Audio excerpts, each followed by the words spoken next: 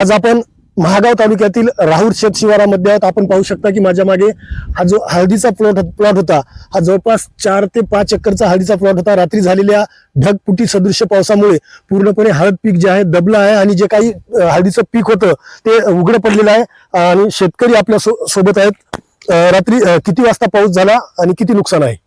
रात्री 8:30 ते 9च्या दरम्यान सुरू झाला।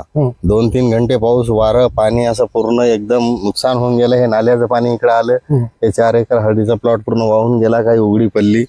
भयानक पाऊस झाला। काय मागणी असेल प्रशासनाकडे? मागणी म्हणजे आता याची नुकसान भरपाई, आता याला मजुरी लागली, खत वगैरे सगळा खर्च वाया गेला, दुबार पेरणीचं आता हे संकट आलं, नुकसान भरपाई द्यावा अशी आमची मागणी आहे।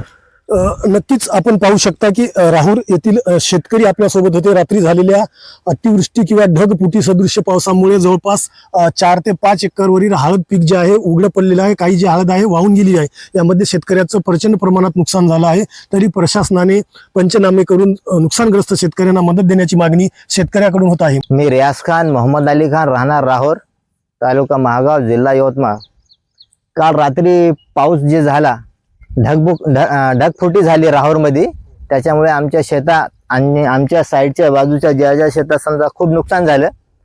जे आमच्या साईडला समजा जे नाला आहे, नाल्यात नाही का पाणी मावलं नाही, त्याच्यामुळे नाही का पूर्ण नाही का जे पाणी आहे समजा ते नाल्याचे जे बांध फोडून नाही का पूर्ण आमच्या शेतात आलं। तुम्ही पाहू शकता पूर्ण बांधी फिंदी नाही का पूर्ण याचं 6 एकरचं नुकसान झालं। मग प्रशासनाला एक विनंती आहे की आम्हाला नाही का जे नाला आहे समजा ते नालं नाही का रुंदीकरण करण्यात यावं आणि ते अलीकडचे जे बांध आहे ते बांध चढून देण्यात यावी, अशी मी प्रशासनाला विनंती करतो। राहुर येथील शेतकरी आहेत आपल्यासोबत। किती वाजता पाऊस झाला आणि किती नुकसान झालं?